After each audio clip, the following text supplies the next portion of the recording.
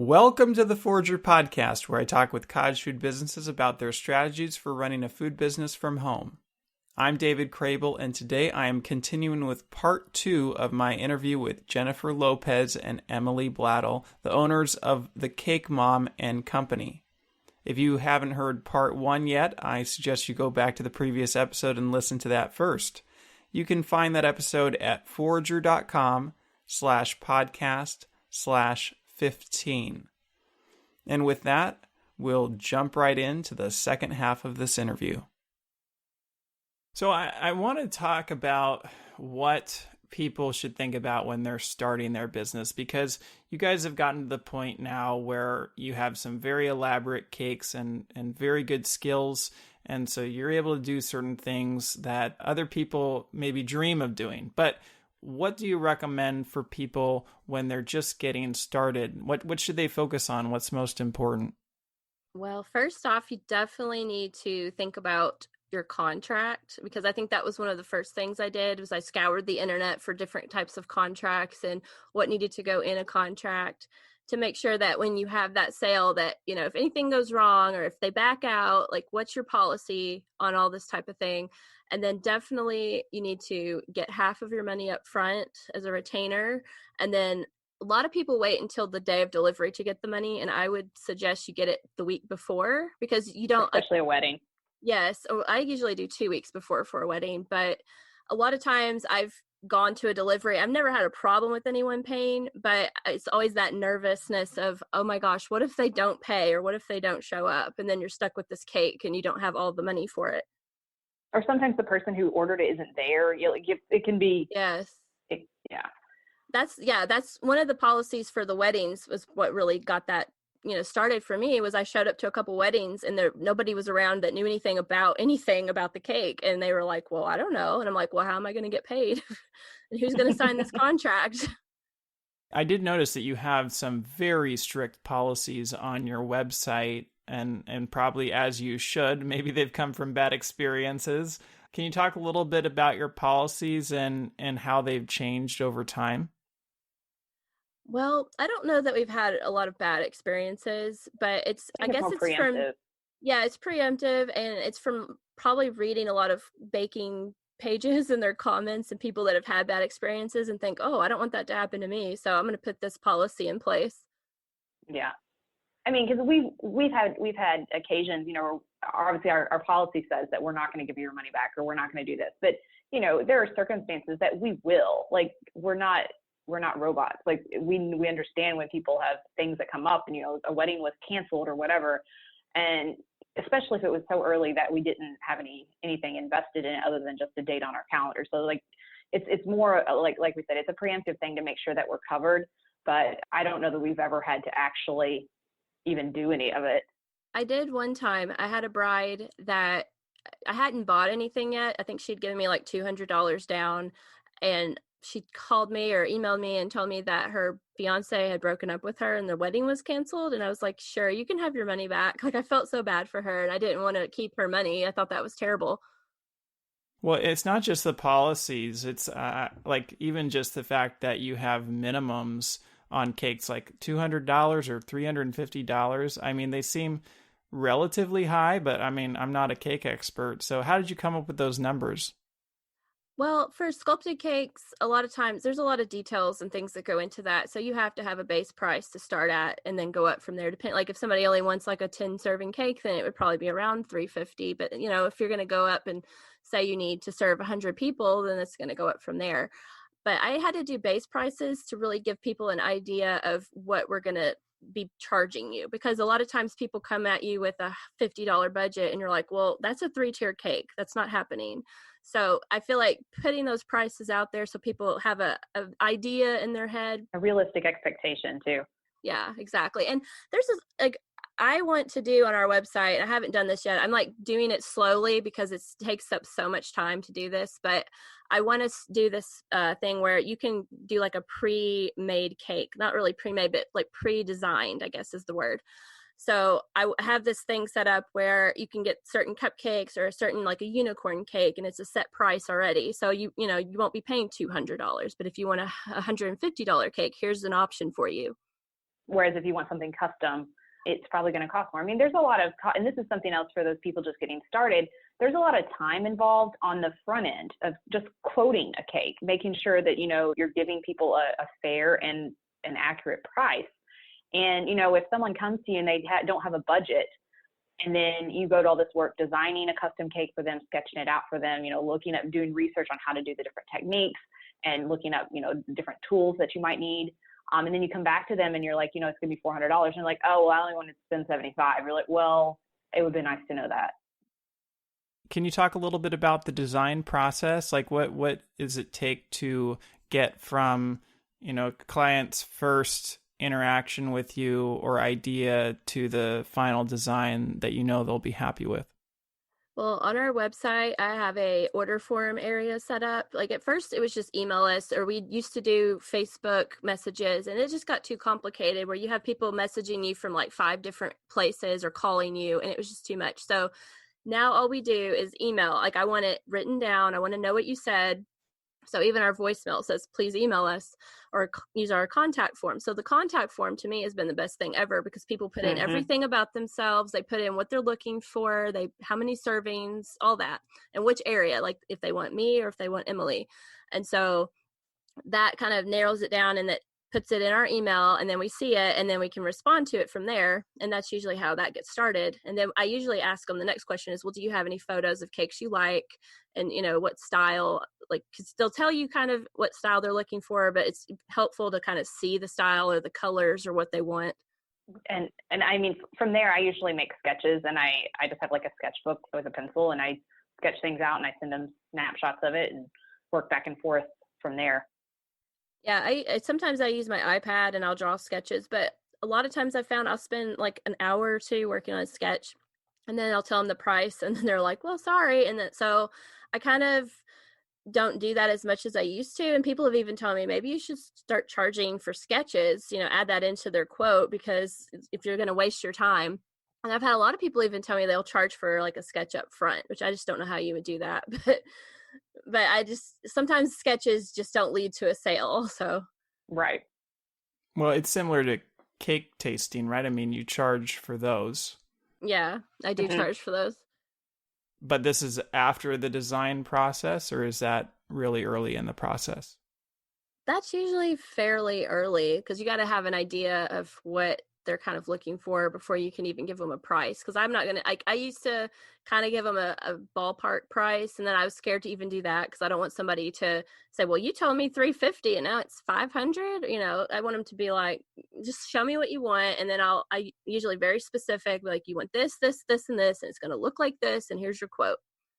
I use some of my brides would do a cake tasting, and we'd use that opportunity to actually go into more detail about what they're wanting. So because as they're talking and eating it, and we talk about the different things that they like. So using it more as a meeting in itself and more of a discussion period. And I may make some sketches while we're doing that tasting as well. And I don't know, do you still apply the tasting to their full bill, Jennifer? No, I don't, because it's too much work and it takes my time, and I have to find a babysitter. And so I ended up I don't do that anymore. And I even started to I haven't done it yet, but I have a fee. Like, if you just want to meet, you don't even want cake, then I'm going to charge you $25 because I have to find a babysitter. I have to take an hour out of my day and go meet you. And so it just, you have to kind of think about it in a business aspect and not just be so like bleeding heart, like, oh, but it's, just this or that. Like, you have to really think about it. Like, I'm losing money. Like, when it comes to home bakers, I don't think a lot of times they think of their business in a business way. Like, they don't think about it as if they're losing money or making money. They just think, well, I charged $50 for this. And I just don't even understand how people can charge $50 for a cake, because it costs me about $30 to $35 just to buy the ingredients. So if I'm buying the board after that and the box, and then I'm baking it and running my oven and using my electricity and driving my car, it's like, you've literally lost money. One thing, and when you're in a lot of the home baking groups, people always complain about the bakers who undersell in an area, and they don't charge enough, and maybe they're good at what they're doing. Sometimes they're not, but it's something to think about as a starting out baker. Obviously, you have to walk that line between, not charging too much if you're just getting started and you're trying to get some practice and get your name out there, but then also charging so little that you're undercutting not only yourself, but also others who have the same craft, because you're cheapening essentially. If you are underselling everyone by a significant amount, then you are cheapening the entire industry, really. So it's not that we want, that everybody needs to pay $32 a serving or something, but make sure that what you're doing is fair for both yourself and the region where you live, and just do some research and think about that, and don't necessarily stick with what you start with. When we started, we obviously charged less then. It was several years ago too, but as you get better, make sure that your prices reflect that as well. I agree with that. I just wanted to ask about you guys partnering in this business, and maybe how that has been beneficial, and if it's something you recommend, and maybe how that's been a challenge, if it has at times. Yeah, so I started partnering with a local photographer here in Missouri. I'm trying to think how long ago it was. It's been a long time, probably 8 years maybe. At that point, she and I were coworkers. We worked in the same department at the hospital, and she was a graphic designer and I was a PR specialist, and so we were friends.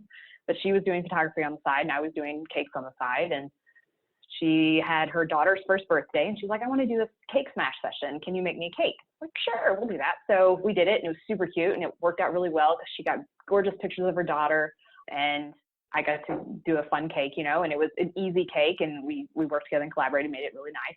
And she said, you know what, this would be a really fun thing to do, to offer as a special thing to my clients. So she and I have a partnership where whenever somebody books a session with her for a first birthday smash cake session, they automatically get a cake by the Cake Mom & Co. with their session. So I've actually continued doing this. This is like the main thing that I still do, as more than anything else, to stay consistent. Even when I stopped taking other orders, I still consistently do these smash cakes. But she'll text me and say, hey, we've got this cake smash this day. This is the colors, or this is the theme, and I'll just put something together. So it's very low key because I'm not working directly with the client. They don't necessarily have that.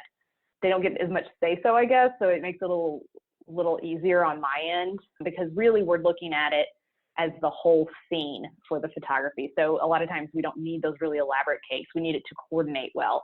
It needs to coordinate with what the baby's going to wear. It needs to coordinate with what the background's going to be. So those kinds of things. So we don't need it to be a super elaborate cake. So I don't even know how many. We've probably done over 100. I have no idea. Lots and lots of them. I saw some of those pictures online, and they look amazing. And as you said, they're very themed. And I don't know if I've seen anything like that before. But what is it like on your end? Like, there's minimal interaction with the client, so it's easier. But what are you actually charging for those smash cakes? So I charge her a reduced amount for what my normal smash cakes would be. And actually, I was thinking about this today. I probably need to go up a little bit because it's been the same price since we started like 8 years ago. And she's upped her prices, and I haven't charged her anymore. But so I charge her, those cakes would normally be like probably $45 it's a small 6-inch 2-layer cake. I charge her usually somewhere between $25 and $35, depending on what it is. So she just includes it in her cost to the client. And we've actually, back when I was actually trying to get more business though, it turned into several of them that they'd come to me and say, hey, you did the smash cake for my baby's pictures. I'd love you to do the birthday cake or whatever it is. Oh, so it's kind of like an advertising, you're getting them in the door for all future birthdays. Exactly. And they've had it, they got to taste it, they got to see what it was. Yeah. So it has been a good one. And like I said, it's fun, and she takes really great pictures, and she and I have remained good friends anyway. And so if I ever do need actual photos from a professional photographer for something, I can be like, Danny, I need you to come take pictures of this cake. So it has worked out well. Haven't you gotten from wedding cakes, like the baby shower cakes before, like when they have a baby? I have, yeah. So sometimes having those repeat customers is really a great testament to someone who really appreciates what you, just like in any business, having someone return is the greatest compliment. So there have been times where, I did a wedding cake, and then maybe I'll get the sister-in-law's wedding for the next wedding, and then it might be a baby shower or first birthday from there on, and like families that I've done multiple cakes for them. And that's always special. Is that something, I mean, I don't know how that partnership started with you and the photographer, but is that something that you think people should maybe pursue? Like find a local photographer in your area and pitch this as a way to expand your business?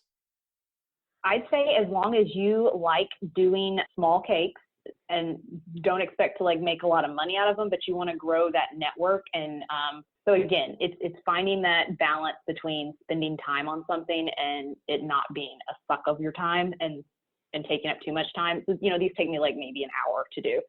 And sometimes I bake them in advance so that I can just get them out of the freezer and ice them. So, it definitely is a good way to get in touch with photographers and get in front of people who are looking for cakes, who are going to have that potential for an occasion where they need a cake. And photographers are really great people to know when you're in the wedding business, because a lot of times booking a photographer is one of the first things that a bride is going to do. So I've actually partnered with her, and then there's a local wedding dress boutique that I put together a book of some of our best wedding cakes, and I printed one of those, like a Shutterfly book with really nice pictures, and she actually has that in her shop. So when brides are there trying on their dresses and doing their fittings and things, they have the opportunity to see that as well. So looking for those opportunities of people around the wedding industry is a great way to make sure that you're top of mind, that you know these people. And really even beyond that, getting to know the other bakers in your area, because a lot of times we have too much to do. And so there are a few bakers over here, especially that, we're friends. Like we talk about things, we will share. If there's a really bad client that nobody wants to work with ever again, we'll tell each other. But if you are busy and you have somebody come to you who needs a cake, being able to refer them to another baker who I trust, who will do a good job as well.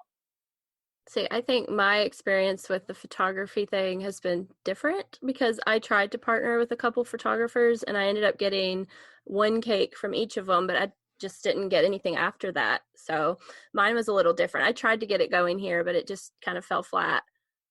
Yeah, I think us being friends helped too. And it was something that she was very passionate about too. So yeah, that may have made the difference. Yeah, and you can see the passion in the quality of her photos. Like I said, I don't think I've seen anything quite like it. I was wondering about your partnership between the two of you. And I mean, sometimes they say don't go into business with your friends or whatever. Like, has there been challenges or has it been smooth sailing? Is it something you'd recommend? I mean, for the most part, we kind of just, if it's a cake for my area, then I'll take it. If it's for her, she takes it, or, but, we don't really, I haven't had any problems really. I think it's been fine. I think it has been. And I think, part of that may just be a testament to our friendship has been so long and so old. I mean, we are old now, David. We're very old people. And we've been friends for 36 years. So that's true. So knowing how we both react, and we've been through things like personally together. So, there have been things that like, Jennifer is like family to me. So, which obviously can still have issues too. People don't necessarily get along with their family in business either. But I think that is something that we did think about and we talked about when we first got started. And it's mainly just been, being able to have those open conversations when we don't agree on something. If we don't agree on how pricing is going to be set, or we don't agree on a certain policy or something, just talking through it and trying to understand each other and working through it, I think. So making sure that our friendship's the most important part of it, not the business. Yeah, and for the most part, I think we have the same vision for like everything. Like when she talks about how we're going to market it or do something for it, I'm like, yeah, I was thinking the same thing. So we usually kind of share the same thoughts, I guess, on how we want to do things. Maybe we've just been lucky. I don't know. Probably. Well, it probably helps that you have now kind of a split responsibility, considering that you're in different areas. And even before it, I mean, it sounds like, Emily, you really spearheaded the marketing and design front, right? And especially early on, I'd say, yeah, I would think. And then just because that was something I already did and knew how to do. And then Jennifer has honed those skills as well. She's a very creative person in everything she does. So like she's taught herself not only how to make and decorate cakes, but now she's taught herself how to, be a designer, and she works designing ads for a publication. So, like those are things that she has been able to pick up too. I did want to ask you guys about the challenging times in your business. Was there a time in the early days when you weren't sure if you wanted to continue running the business? And how do you get through those kinds of moments of doubt? Well, there was this one cake that I thought was my last cake. And I think I was, that was the cake that I baked it and was like, woo, I don't even care what this looks like. And it ended up, it's You fine. brought it to my house. Yeah. That was the one you brought to my house. You're like, this is it. This is the end. No more. We're not doing any more cakes after this. Well, there was a wedding cake. Is that the one you're talking about? Yeah. Okay, yeah. The cigarellos. Yes, that was the one. Oh, no. I wasn't thinking about that one. It was the one that was like an eyelet lace kind of thing. Oh, yeah, that one was bad. But anyway, no, the one I'm thinking of was the chocolate cigarellos and the strawberries on top. The shackles. Remember it had the shackles on? Oh my God. Yeah. I had to make shackles from pipes, and it was because their last name was Shackles. And so, but that was going to be my last cake because I don't remember exactly what was going on at the time, but I was just done. I was like, this is it. I'm done. I think I moved to Tennessee at that point, and I was just done. And then we just started getting all these inquiries, and then she sort of took over from there. And then I started doing a few, and I would drive them up to Missouri just because and I did a couple in Tennessee, I think. But yeah, I thought I was done, but I wasn't. It just keeps coming back. You've tried to quit so many times. Yes, I have. I've tried to stop. And even when I moved over here, I thought, well, I'm done. Kentucky, it's not even legal. I'm done. And I just kept going, and it just won't go away. Because you had to make the law change. I know. I did want to ask about that. I mean, it's kind of surprising to hear that you were on the fence so much because you took quite a bit of initiative to actually make it legal in Kentucky. Can you talk a little bit about that process? Yes. So I remember I first moved over here in 2013 permanently. And when I moved over here, like one of my first things was, well, let me look up the law and see. And I probably went to Forager because that's where I always went. And I found out that it wasn't legal unless you were a farmer. And I think I laid in bed and I was just devastated. I was like, well, I can't do what I want to do here. I thought, should I even move? Because, I could have stayed in Missouri, but I wanted to be close to my family. So I was just like, well, I guess I'm just going to have to move, and maybe someday somebody will change the law. And I certainly didn't think it was going to be me because there was somebody working on it at the time. And I thought, well, she'll get it through. I'm just going to hope that she gets it through. And, a few years went by and nothing happened with it. And I would follow this Facebook page and nothing ever changed with the law. And so in 2017, I think I was searching again because every once in a while I would go check on this page. Well, there was a new page that popped up that was trying to change the law. And I was like, oh, wow, yeah, maybe they'll do it. So this time I thought, well, I'm just going to make a page to support their page. So I made the Kentucky Homebakers page. And I literally did not start it to be like the voice of it or the face of it or any of that. I just started it so I could maybe share some memes or some links or, just try to get some stuff out there for people to find. And ended up getting on the news. I contacted the Institute for Justice, and they contacted me back, and they were like, we want to help you. And I was just amazed because I thought, really? So I got on the news and did a segment on the news, and that helped it. I think it went on the CNN wire, and it was seen like all over the country. And so then the Institute for Justice had a lawyer that helped write up the bill, and then he introduced the bill. And then we went to Frankfurt, and I walked around holding the fake cake that we had for one of our photo shoots, and, just to get people's attention. And we handed out cookies and cupcakes, all the bakers that showed up, and talked to different legislators, and just really worked on getting the name out there and what we wanted. And also a lot of it too is like, I would make photos constantly on my phone, like little pictures, and get your voice out there. And I started a website where I would share the bakers' stories, all these women that wanted, or men that wanted to bake, but were stopped. Like either they were shut down or they couldn't do it, and just different stories. I just wanted to share their stories so that people would know that this is an important issue and there are people out there who want to see this change. I remember there were some pretty decent efforts back in 2015 or so, and that is an indication that there's some significant resistance. So what kind of resistance did you face while you were trying to get this law passed? Well, the biggest resistance we faced was Representative Hornback, who owned a commercial business. So he was really opposed to it because I think he saw it as competition. And I think at one point I thought he was going to end up like halting it altogether because I thought he was going to vote against it. And I can't remember now what happened with his vote, but it didn't, it passed. And so, but then the next year, these farmers were upset because they couldn't sell like dried herbs and certain stuff. And I'm still not really certain how the language messed that up for them. But then I had a couple of them messaging me angry, like, well, you messed up the law. And so behind our backs, like nobody told us that they went and changed the law again. So then they added a few regulations onto it. But now you can sell pretty much anything you want that's like a home-based processor type food, like dried herbs and stuff. Is there anything that you would like to see further changed about the current law?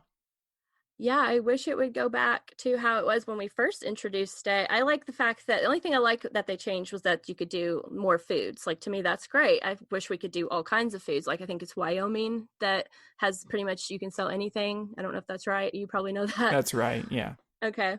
Well, like, to me, that's amazing. And I think that should be everywhere. But like, what I don't like is they put a cap on our sales. I believe it's like $60,000. And then they also made it to where you have to turn in a home-based registration and a $50 fee.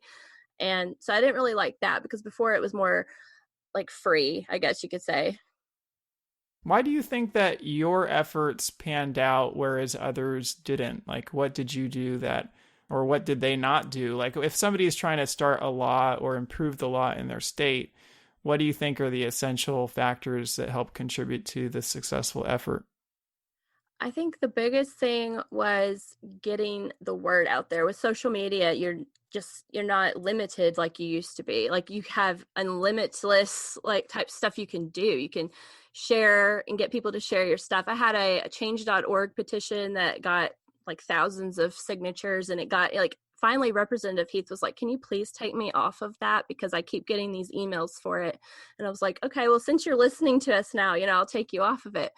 But just getting the word out there and then finding the support to gather behind you so that all these people are sharing. And then I had these people sharing their stories. And I think that's what was so important, was getting that human aspect of it out there so that people see that these are real people that want to see this change. It's not just, oh, they want to bake a cake. Like, there's stories and reasons why they want to bake from home. There's also the kind of resistance from people. It's like, why me, right? Like, I don't know how to put a bill together or a law together. And I think you kind of fell into that category. So what would you say to somebody who just doesn't feel comfortable jumping into that whole world of passing bills and laws and stuff? Well, I think my number one holdup for it was the fact that then I'd have to come out and say I was basically an illegal baker, because you don't want to draw that attention to yourself and be like, hey, look at me. And so that was one of my main reasons why I never wanted to be like real loud about it. But then finally I thought, well, I'm either going to be loud about it or I'm just done, because I can't do this anymore. I can't hide or, make a cake here and have to take it somewhere else. It was just ridiculous. And I thought, I'm just going to like put my voice out there and say, I want to see this changed.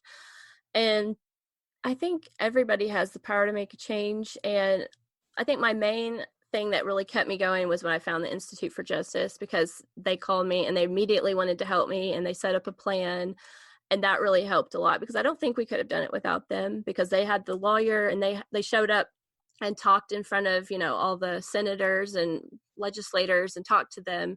And they even had another meeting. I didn't get to go to one of them where they sat in front of them like at tables and like talked to them like before they were voting on it to pass it out of this certain area so that it would be actually voted on.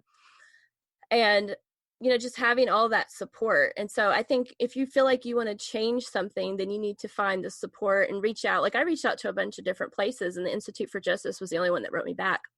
So you really just have to just put your feelers out there and find the right people to help you. Getting back to the cakes, I did want to ask what you recommend. I mean, I imagine you just have a ton of cake supplies at this point, but what should somebody really focus on when they're trying to get a cake business started? Like, what are the essential tools that you would need? I think a turntable, for one thing. Like, for years, I used one of those little cheap $10 ones from Hobby Lobby. And I finally decided one day I was going to buy one off Amazon that was like a metal. And the difference was amazing, because the other one would just bounce as you would turn it. And so this was like smooth. And that helps so much when you're trying to smooth the cake out. So you need a turntable, you need a good mixer. That's definitely important. I haven't got one yet, but I would really like to have 2 mixing bowls so that when I'm doing more than one flavor or different icings or whatever, I can just swap it out real quick. And your spatulas, piping tips, cutters, like it's a slow process. Like you can't obviously buy everything at once. It's been years of just building up just what I see. Like, sometimes if I see something on sale that I've always wanted to buy, like the other day I bought a Marvelous Molds knit sim press or whatever. And, I haven't used it yet, but now I have it. And so next time I need it, I've got it. So I just do that every once in a while. Are there certain styles that you think cater better to beginners, like that they should start focusing on and then work their way up to other types of styles? I would think for a beginner, really work on learning how to smooth your icing and learn those different techniques. Like I think what blew my mind one time is I learned you can flip the cake upside down and that'll help smooth out the top a lot easier. And so just learning different little techniques that are going to make your life so much easier, and like putting it in the fridge to kind of chill it so you can put more icing on it. And like, I don't know, I started out doing like the Dora the Explorer cake, but then my next cake after that was I went to the store and bought a 16-inch cake pan and baked this giant cake with fondant on it. And it was hideous, by the way, but I did it. And that was my first attempt at fondant. So I wouldn't say ever limit yourself to any specific type of thing. Just try it all and test your skills and just work and keep going, and you'll just get better as you go. I took a different course than Jennifer. So I started just like learning how to do the buttercream stuff, which gave us a different direction. So starting out, Jennifer did a lot of the fondant stuff. She preferred to do that. And I preferred to do the buttercream because that's what I was comfortable with. But like she said, don't limit yourself, but just work on improving what you can do, or what you think you can do, and practice it, and go from there.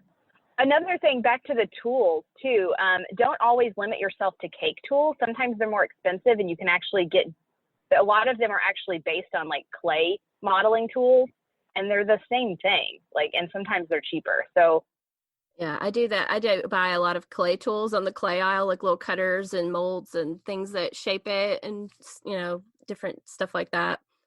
One, like Timbo says, just use straws. Yeah, you can use straws, aluminum foil.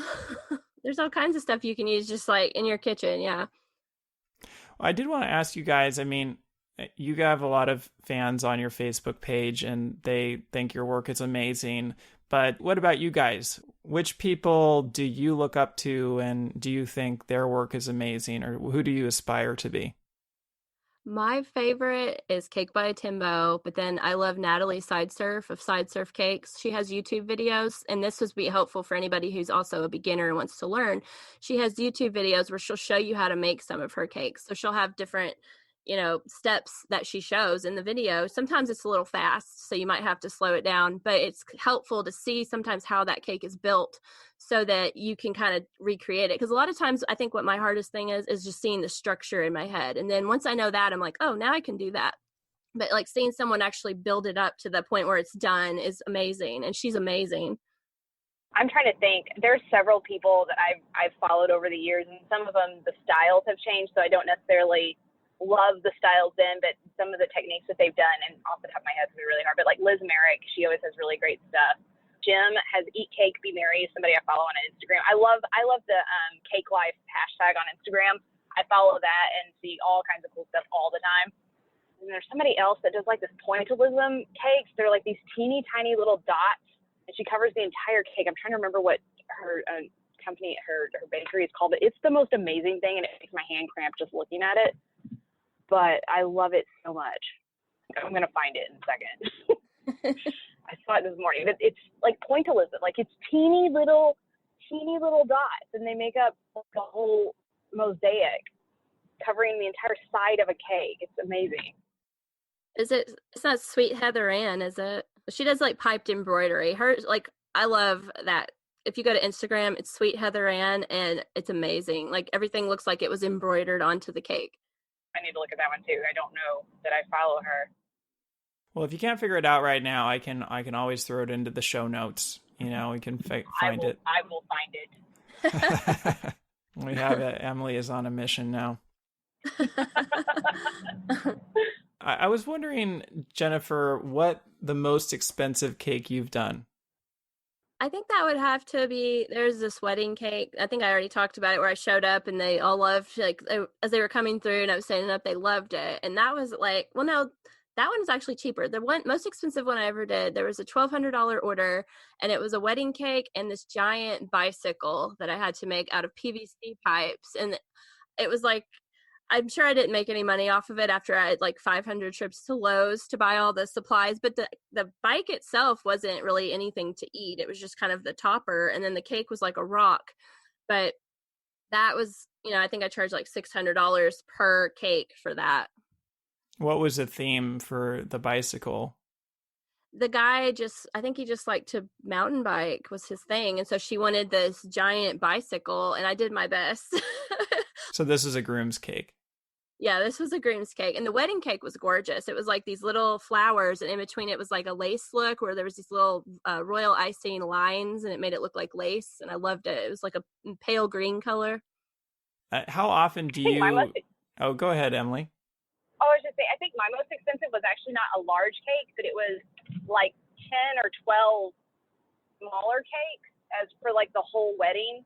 And it's actually it was one of them we talked about earlier. It was like a whole tablescape, and it was decorated beautifully. Each of the cakes was a different flavor. They all had buttercream icing, but in different flavors, and they had different textures. And her table was set up with lots of crystal and metals and varying heights, lots of different like antique cake stands and candle holders and glasses and things. And it was just absolutely beautiful. But it was probably the most expensive single order, even though it wasn't a single cake, because it was in that like $1,500 range. How often do you have multiple cakes per event? Like you have a bride's and a groom's cake? Do a lot of people ordering these higher end cakes do that? Yeah. I think a lot of them do, but sometimes we'll get orders just for groom's cake. So it's strange to me, but sometimes people will just go with a different baker for the wedding, or maybe it's up to the mom of the groom to get the other cake. I'm not really sure, but sometimes it's like we don't have both, which I would prefer to do both, because you don't want somebody to hate the wedding cake and then think that you also made that. You made the groom cake, but then the wedding cake was gross or something. And getting back to marketing, Emily, or Jennifer, I was just wondering, between Instagram, Facebook, and Pinterest, have you seen one that's a clear winner for your business? It sometimes depends, I think, because like the other day I was in this magazine called Paducah Life magazine, and they shared my story like on their Instagram page. And so all of a sudden we got all these new people that liked our Instagram, but then they shared it on Facebook and we didn't get hardly maybe 2. So it was like totally night and day. But then sometimes I'll share something on Facebook, like a contest that I'll share on Instagram too, like to win cupcakes, like just comment type of thing. And we'll get more on Facebook than we do on Instagram. So it just really kind of depends, I think. I think when it translates into actual orders, Facebook is the best, just because it is more localized, just in the nature of what it is. Instagram, you can get more notoriety, and like Jennifer said, getting more followers very quickly. Once you hit that, if you get into the algorithm and you're able to like be found quickly for a certain topic. And Pinterest, like I said before, we get tons of repins on those, but I don't know that we've ever gotten a cake order from somebody who found us on Pinterest, because they may be in LA or something for all we know. Whereas Facebook, they're looking at people who are where we are, and the people who share it are people who other people know. And so I think when you look at it solely by sales, Facebook is definitely the clear winner there. But by notoriety, it can be the others as well. Do you think that's also possibly because Pinterest, a lot of people go onto Pinterest to learn how to make their own cakes? Yes. And even Instagram too. Yeah, for both of those, they're so inspirational and instructive that it's not necessarily someone looking to buy, whereas Facebook has more of that marketplace feel. You were talking about, you mentioned the cake giveaways that you did, or you ran a competition on your Facebook page. What would you recommend for that? Did that work well? I think that is one of the best ways to get people's attention, because then they're going to, like, you ask them if to share it and to comment and whatever. And so when they share it, it's like, those are the posts that really get the most attention for us without having to pay any money. And so, you give somebody a couple cupcakes and then they're sharing your product, and, then hopefully they'll even tell their friends, like, wow, that was a really good cupcake. So I think that's one of the best ways to just, here's 4 cupcakes, you're going to win them. Just share this post and like it or comment something, and we'll, randomly select a winner. Those are, to me, my favorite thing to do. Those are exciting. And they're really no cost to us, because a lot of times you can, like she said, give away 4 or a half dozen cupcakes. You can do that while you're making another cake. You usually have extra, or can make a little bit extra and do something like that. And so then at very little cost, very little overhead to you as the baker, you get all this extra attention. And because it's going to be people who are local to you, and those are the people who you want to get in front of, it's really a great way to get your name out there, and then also get some more attention. Yeah, one of my favorite contests that I did was, I got this idea from a local pizza Facebook. My sister told me about it. And what they did was they said, hey, put your business on here that you work for, and so many cupcakes will bring it to you. So like, I think I made about 12 boxes of cupcakes, maybe a little more, I can't remember. And so I had all these people commenting their different business. And this was a great way to give it to like multiple people at once. So not just one person's going to win it, but maybe the whole office is going to try your cupcake. So that's a good way to get your name out there. So like, after so many people, I went down randomly and just would select, okay, I'm going to go to this business. And I went to the hospital. I went to like a child care center, like different places that I picked. And it was like, to me, that was so much fun. I also wanted to ask you about the cake competition that you did. And I'm a little surprised you haven't done more cake competitions. Can you talk a little bit about that? And that's another way you can get your name out there, right? Yeah, well, those are kind of more, I guess, in the cake world. It's helpful to get your name out there, because then you meet more people like you, and they're more likely to share your stuff. But like, I first went to the Show Me Sweets show one year with my daughter, and we saw these cakes, and I thought about like doing the competition then, but I didn't do it because I didn't really know what to do. And I thought, wow, these are amazing. So the next year I went and I decided to make the cakes. My one regret, though, is that I didn't make them in advance, because I really kind of waited until there was only like a month left. And so I only had a few weeks to work on these cakes. And one of them I actually made the night before, like, I do this a lot, but made it like the night before I left. And so it was the steak cake. I don't know if you saw the steak with the sweet potato by it. I did see that you made that the night before, and that's just unbelievable to me, because it looks like an amazing and realistic cake. I mean, that's one of the other pictures that was one of the most notable cakes that I feel like you've done. Yeah, that was my favorite. Like, my other one was okay, but once I showed up and put it on the table, that's kind of when I realized I'm not anywhere close to what these people have done, because some of those cakes were just like mind blowing. There was like water and like dragons and stuff, and you're just like, yeah, I'm not winning. And I was okay, because it was like, whatever, this was fun. But I did really want my steak cake to win, I will say, and I was really kind of disappointed when it didn't, because I thought it's really good compared to some of the other ones that were there. But the pizza cake won, and it was pretty awesome too, because it was like a slice of pizza like lifted up off the tray. Like, this lady had made a slight piece of metal that fit with the cake, and it was really cool. Hey, but your cake did win something, though. I can't remember. I think it was best of theme or something. Yeah. Like, best use of the theme, like, because it was a royal table, so it was supposed to be something that like a king would have eaten. And I think I was the only one that kind of made something that like a king would have actually eaten, like a steak. Everybody else made like a pizza or some sushi and stuff. And I thought, well, a king would eat a steak, in my opinion. Like, that's a big piece of meat.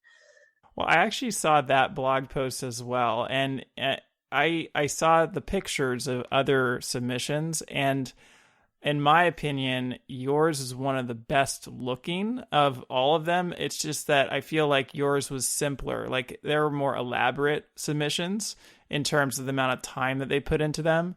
But yeah, if you had put more time into maybe a more elaborate display, you probably very easily could have won. Well, I feel like I'm probably my biggest critic when it comes to my cakes. Like, Emily can tell you that, like, I will sit there and stress out. And I'm not as bad as I used to be, but I used to freak out and be like, it's not perfect. There's this little thing wrong with it here. I can hardly even like hand it off to the customer, because I want it to be like perfect before it goes out the door. And like I've had to kind of let that go and be like, okay, it's just a cake. It's not going to matter if that's not quite perfect right there, but I still try to make it as close to perfect as I can possibly get it. Well, we've been talking for quite a while now, but before we go, I was just wondering, what are your future ambitions for both of you? What are your future ambitions for this business? Well, we have a lot of ideas on what, like, not even just with our cake business, but we have, I started doing a magazine, actually an online magazine called All Purpose Bakers back, like, I think the first issue was in May. And I'm hoping to do another one this fall, but I haven't really set a date yet for it. So, like, I have other things I want to do that are in the baking world. And we have, like an idea for maybe, A baking network. yeah, network database type thing. Yeah. That has to go along with all purpose bakers, and like kind of expanding our horizons, not just focus on cake, but maybe stuff that has to do with just the baking world and online and stuff like that. Yeah, we'd really like to be a resource, and knowing what we know and learning what we've learned over the years and the context that we've made. I think obviously we still have a lot to learn too, but I think we have some good insights to share with people, especially those home bakers or those people who are getting started who don't necessarily have a business background or marketing background, and being able to help them grow their business and grow their craft so that they can continue doing what they love to do and continue making creations that are beautiful and delicious is something that we're really passionate about, even if it's not us personally making those cakes for clients every weekend. Yeah, I've really, like, when I was doing the Kentucky home bakers, like all the time, like I did at one point was even sharing just their creations on my website for that. And I found that just really fun and enjoyable, just to share other people's work and be like, look what this person did. And it was just like, this is gorgeous, or these cookies are amazing. And I just enjoy doing that. It's a like full-time job, so it's kind of hard to constantly do it, but I do enjoy sharing other people's baking stuff, Raising the entire industry, raising it up. Yeah. Very cool. And I think as a home baker, I don't think people should get discouraged if you don't get business right away. Because it took me, when I very first started and nobody knew who I was, like it took months just to get like a real order. So I think you just keep putting yourself out there, word of mouth, let people try samples, just keep putting your name out there and you'll start getting that business. Well, thank you guys so much for jumping on. And I know anyone listening to this probably learned a ton from you. Where can people find you and reach out? Well, we have a website, thecakemom.com, and they're also on Facebook, The Cake Mom and Company, and we're on Instagram, The Cake Mom Co. on Instagram, and then we're on Pinterest too. I think it says The Cake Mom and Company there. And also on our website, like our photo galleries linked to Pinterest now because it's just easier and it makes the website run a little faster. Yep. So we'd love to hear from anybody, any bakers who have thoughts to share or anything that we can help out with. We love to chat and we love to meet new people. Jennifer mentioned going to Show Me Sweets last year, but it was just really fun to get to meet other people who do the same thing and who are passionate about making beautiful desserts and treats for people and getting to know each other and talk and network and share those skills. It's an awesome community to be a part of. Yeah, thank you guys again for coming on. It's been a pleasure. Thank you for having us. That wraps up another episode of the Forager podcast. I am so impressed with the quality of cakes that Jennifer and Emily produce, and I encourage you to check out their photos on Facebook or Instagram, as well as Jennifer's blog posts on their website. If you are thinking about starting a custom cake business of your own, head on over to forager.com to check out your state's cottage food law. For more information about this episode, go to forager.com/podcast/16. Thanks for listening, and I'll see you in the next episode.